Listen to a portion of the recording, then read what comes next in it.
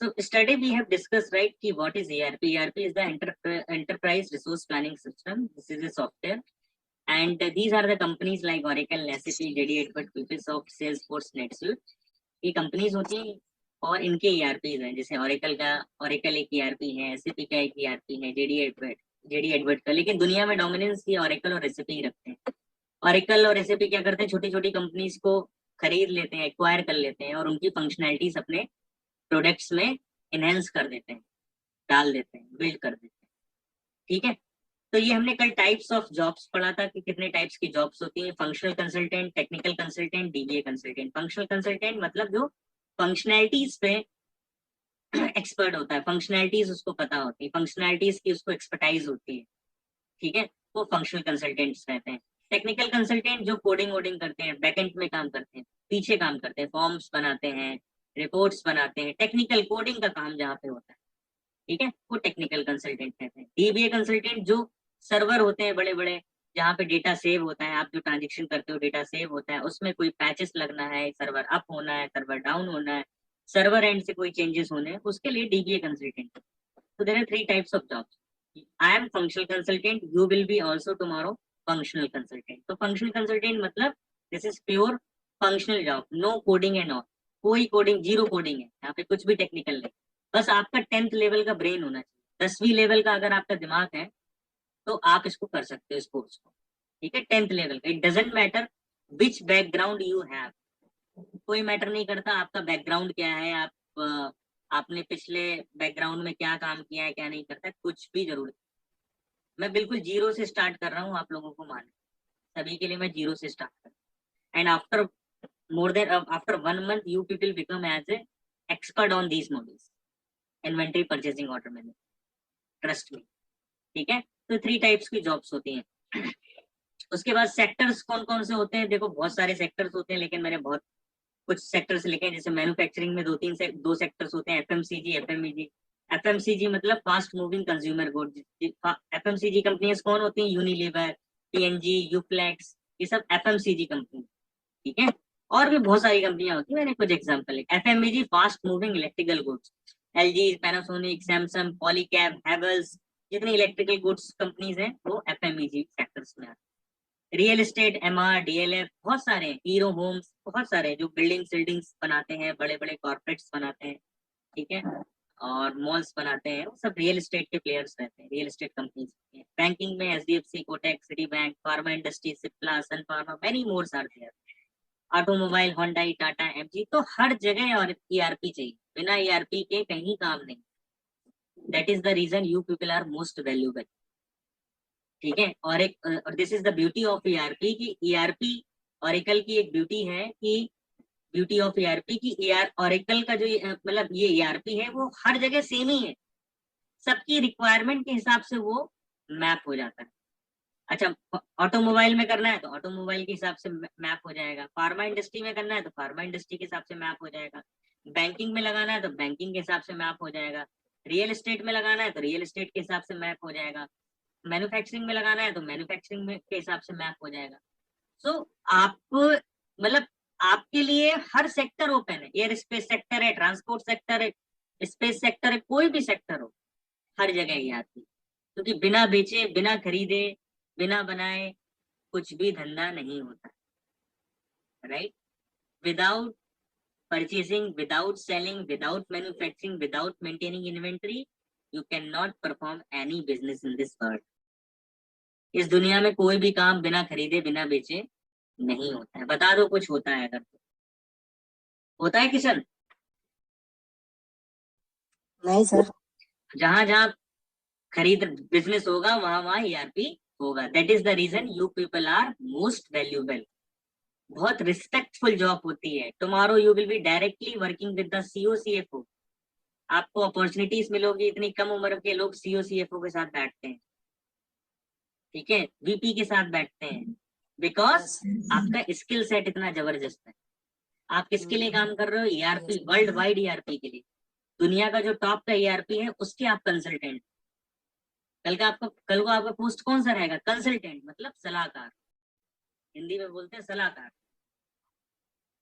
ठीक है, कोई इंजीनियर, कोई इंजीनियर का पोस्ट नहीं रहता है, कंसल्टेंट रहता है, स्टार्टिंग ही कंसल्टेंट।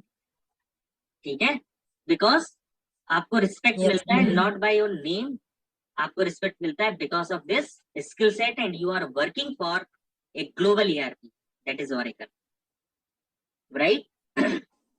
ओके, तो इसमें हम लोग जो पढ़ेंगे ERP, वो ERP पढ़ेंगे, उसको ऑरेकल EBS भी बोलते हैं। क्या बोलते हैं? Oracle EBS। EBS का फुल फॉर्म होता है ई बिजनेस सूट। क्या होता है? ई बिजनेस सूट, ये लिखा है आपको। ऑरेकल EBS बोलते हैं, मतलब हम लोग जिस पे काम करेंगे उसको ऑरेकल EBS भी बोलते हैं, ऑरेकल ई बिजनेस सूट भी बोलते हैं, R12 भी बोलते हैं, ऑन प्रोमाइसेस भी बोलते हैं। टुमारो समबडी कॉल कि हैव यू वर्क ऑन प्रोमाइसेस, तो मतलब वो इसी की बात कर रहा है, ऑरेकल EBS, जो कल हम लोगों ने देखा था ना instance, that is oracle EBS। ठीक है, ऑरेकल ई बिजनेस, कोई टुमारो कल को आपसे कोई बोलता है कि आपने R12 में काम किया है, मतलब वो इसी की बात कर रहा है, ऑरेकल EBS। कोई बोलता है ऑन प्रोमाइसिस में काम किया है, इसी की बात कर रहा है, और EBS। ऑरेकल ई बिजनेस सूट में काम किया है, इसी की बात कर रहा है, EBS। तो उसको चारों नाम आपको पता होने चाहिए। ठीक है, इसके वर्जन्स होते हैं, जैसे R12.2.0, R12.2.2, R12.2.4। आप बता सकते हो, वो पूछा किस वर्जन में काम किया, तो आपने बता दिया R12.2.0 में काम किया, R12.2.2 पे काम किया, R12.2.4, मतलब एक आध वर्जन आपको याद होना चाहिए बस। R12 EBS ऐसे ही नोट्स में आपको लिखना है। ठीक है, क्लियर है? Any doubt? Anyone? Kishan, any doubt? All clear, right? Okay, very good. अब हम आते हैं मॉड्यूल्स पे। मॉड्यूल्स इसमें कितने होते हैं? ठीक है, तो देखो SCM में मॉड्यूल्स होते हैं 3, supply chain management, inventory, purchasing, order management.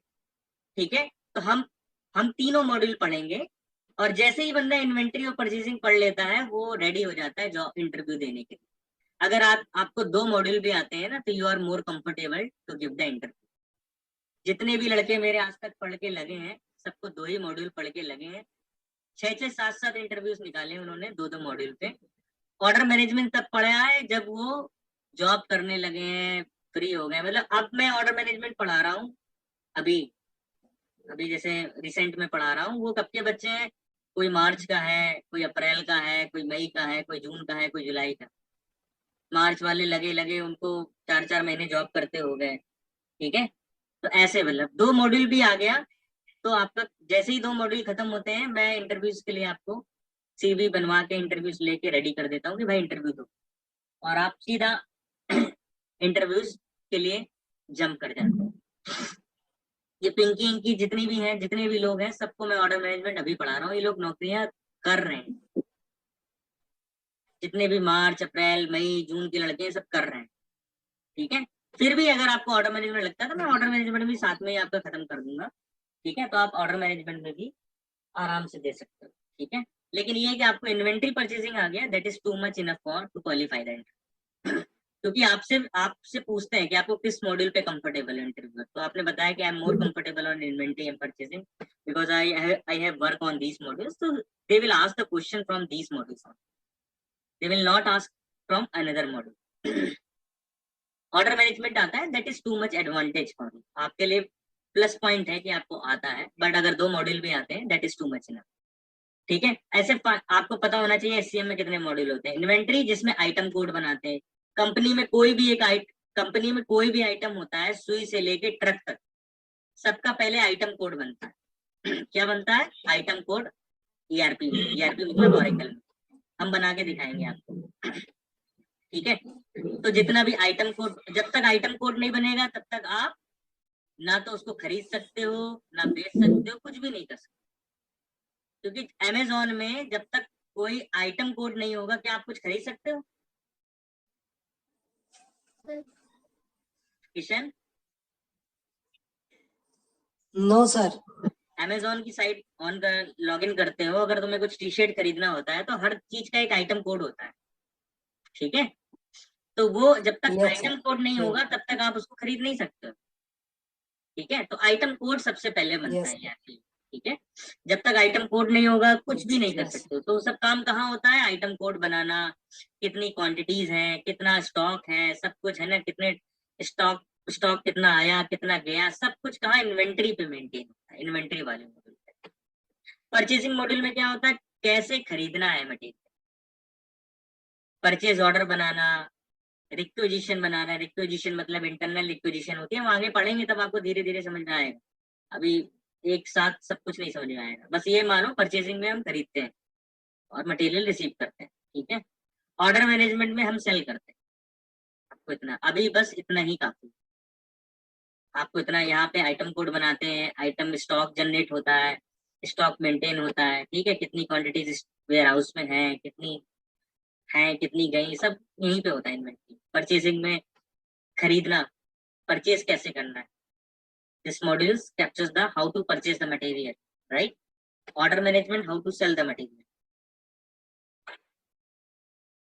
ऐसे ही फाइनेंस के मॉड्यूल होते हैं। फाइनेंस के लिए फाइनेंस कंसल्टेंट होते हैं, उसकी अलग जैसे आप एससीएम कंसल्टेंट हो वैसे फाइनेंस के, इसमें फाइनेंस वाले बैकग्राउंड के लोग जाते हैं, सीए ये जाते हैं ज्यादातर, ठीक है। तो फाइनेंस में 5 मॉड्यूल होते हैं, account payable, account receivable, account payable को एपी बोलते हैं, अकाउंट रिसीवेबल को एआर बोलते हैं, जनरल लेजर को जीएल बोलते हैं, फिक्स एसेट को एफए बोलते हैं, कैश मैनेजमेंट को सीएम बोलते हैं, ठीक है।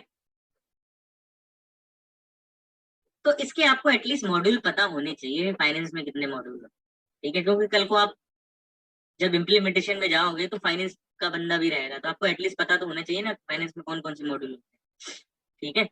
तो वो अपना काम करता है, आप अपना काम करते हो, लेकिन कोलैबोरेशन में करते हो, कोलैबोरेट होके मतलब मिल के काम करते हो। कभी उसको आपसे जरूरत होगी, आपको उससे जरूरत होगी, क्योंकि बेसिकली आप कुछ खरीद रहे हो तो आपको पेमेंट करना होता है। पेमेंट कहाँ से होता है, अकाउंट पेबल मॉड्यूल से। इनवॉइस यहाँ पे एंटर होती है, फिर पेमेंट होता है, ठीक है।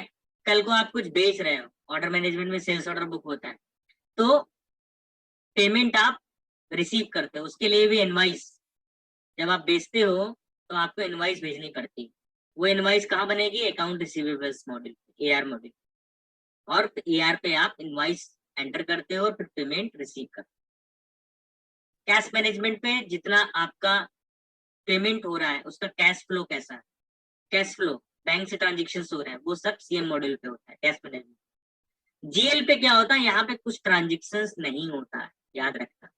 जीएल मॉड्यूल में कोई भी ट्रांजेक्शन नहीं होता है, सिर्फ हर एक अकाउंट, यहाँ पे जो ट्रांजेक्शन हो रहे हैं, यहाँ पे ट्रांजेक्शन हो रहे हैं, यहाँ पे ट्रांजेक्शन हो रहे हैं, यहाँ पे ट्रांजेक्शन हो रहे हैं, यहाँ पे ट्रांजेक्शन, सबकी एंट्रियां पोस्ट होती हैं। क्या होती है, सबकी एंट्रीज पोस्ट होती हैं। अब आप कहोगे ट्रांजेक्शन है क्या, ट्रांजेक्शन सर कह रहे हैं उतनी देर से ट्रांजेक्शन होता गया है। बेसिकली ट्रांजेक्शन होता है क्रेडिट और डेबिट। क्या होता है, क्रेडिट और डेबिट।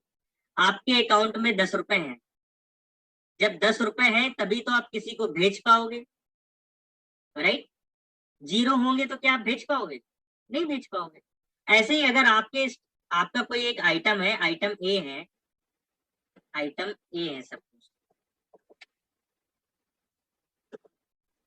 आइटम ए, आइटम ए है क्या है, एप्पल आईफोन, आईफोन 14, ठीक है। उसका कोड क्या है, आइटम ए, ठीक है। या कुछ भी मान लो, मैं कह रहा हूँ APP01, इसका आइटम कोड है, क्या है, ये आइटम कोड है। उसका पूरा डिस्क्रिप्शन क्या है, एप्पल आईफोन 14 प्रो, ठीक है। अगर इसकी 10 क्वांटिटीज हैं, कितनी क्वांटिटीज हैं, 10 क्वांटिटी आपके स्टॉक में है,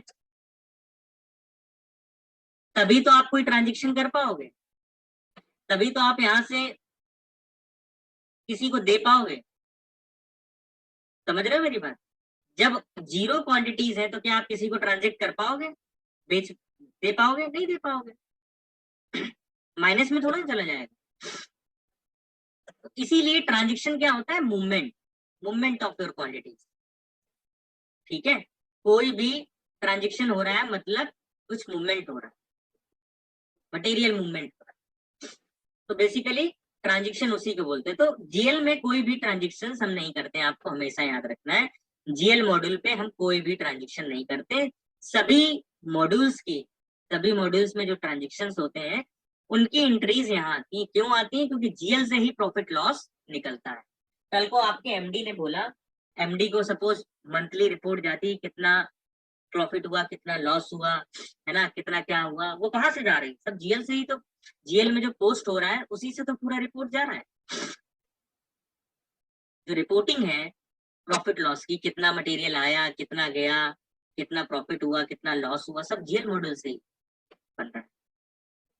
ठीक है, तो जीएल मॉड्यूल पे कोई भी ट्रांजेक्शन नहीं करते, और सब जगह ट्रांजेक्शन होते हैं, इधर इधर इधर, अकाउंट पेबल, अकाउंट रिसीवेबल, देखो यहाँ इनवाइस बन रही, इधर भी इनवाइस बन रही है, इधर सेल्स ऑर्डर बुक हो रहा, ठीक है, शिप हो रहा, यहाँ परचेज ऑर्डर बनना, मटेरियल रिसीव हो रहा, इन्वेंटरी आइटम कोड बनना, मटेरियल मूवमेंट हो रहा है, यहाँ पे हर जगह कुछ ना कुछ हो रहा है। बट यहाँ पे कुछ नहीं होता, यहाँ पे सिर्फ और सिर्फ सभी अकाउंट्स की एंट्रीज पोस्ट होती है, एक एक ट्रांजेक्शन।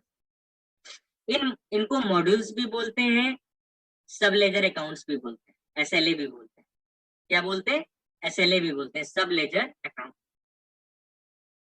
ठीक है, तो कोई ऐसे भी कभी कभी लोग मिलेंगे जो बोलते हैं सब लेजर अकाउंटिंग, तो सब लेजर अकाउंट अकाउंट की एंट्रीज पोस्ट होती है, तो कंफ्यूज मत होना, एसएलए मतलब मॉड्यूल की बात कर रहा है।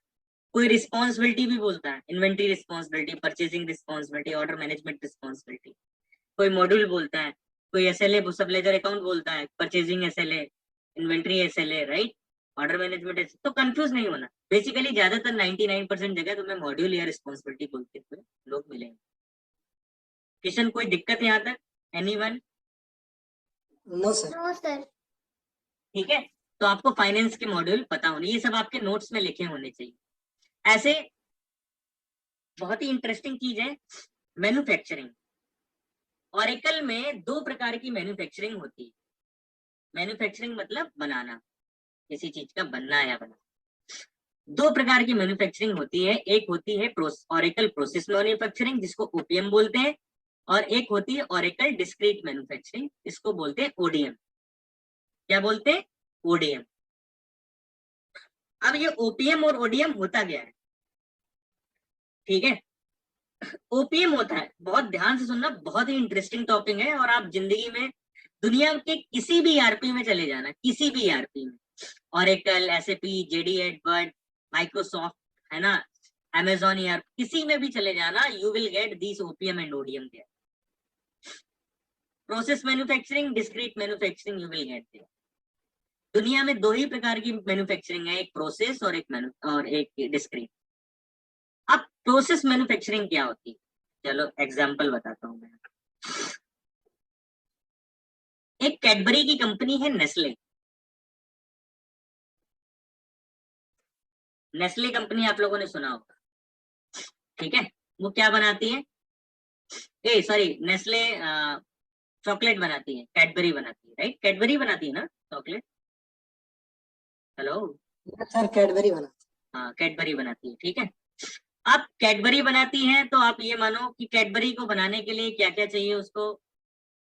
दूध चाहिए, चीनी चाहिए, शुगर, मिल्क, शुगर, वाटर, ठीक है, और चॉकलेट चाहिए उसको, ठीक है, चॉकलेट चाहिए, क्वालिटी चेक होगा उसका। तो सपोज ये ओपीए वन, ऑपरेशन वन है, क्या है? Operation one. ऑपरेशन, जब आप कंपनीज में जाओगे तो हर एक वो होते हैं, डिपार्टमेंट होते हैं, operation one, operation two, operation three, operation four के नाम, राइट। तो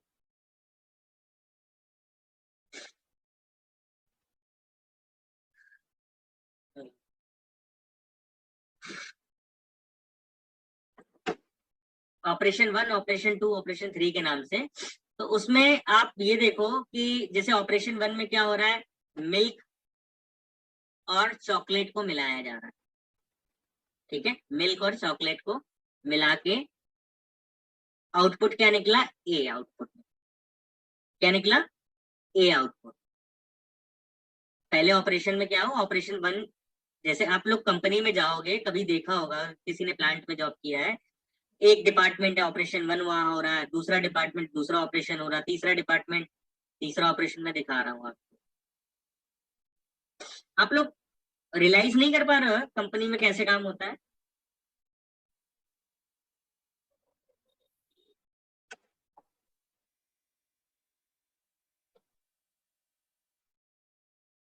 हेलो यार, बोलो, बिना बोले कैसे सुनाई Yes, पड़ेगा? sir. Yes, sir.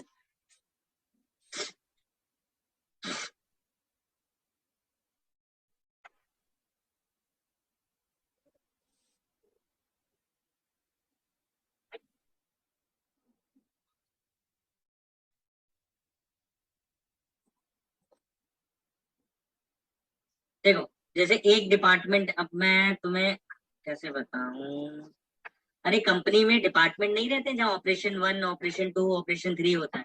जैसे Yes, sir. तुम Yes, लोगों ने इतना तो रियलाइज करो, नहीं समझ पा रहे हो क्या? कार मैन्युफैक्चरिंग कंपनीज बताता हूँ, ये देखो, जैसे ये देखो,